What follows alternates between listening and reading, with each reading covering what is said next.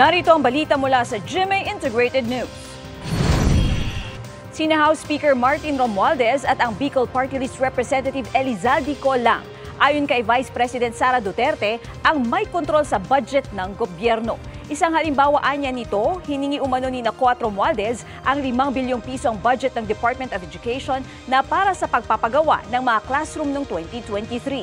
Isa raw ito sa mga dahilan kung bakit nagbitiw si Duterte bilang Education Secretary.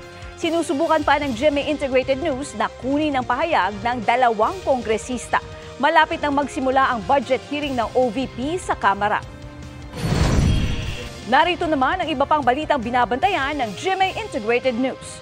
Arraignment o pagbasa ng sakdal kay Pastor Apollo Kibuloy nakatakda sa Biyernes, September 13 ayon sa PNP. 37 volcanic earthquakes na itala ng PHIVOLCS sa Bulkang Canlaon sa nakalipas na 24 oras. Nagbuga rin ng halos 3,000 tonelada ng sulfur dioxide ang bulkan. Thunderstorm advisory.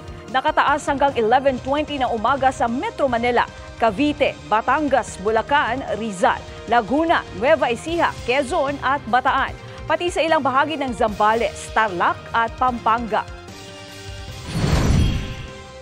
Para sa mas malaking misyon at mas malawak na paglilingkod sa bayan, ako po si Katrina Son ng GMA Integrated News, ang News Authority ng Pilipino.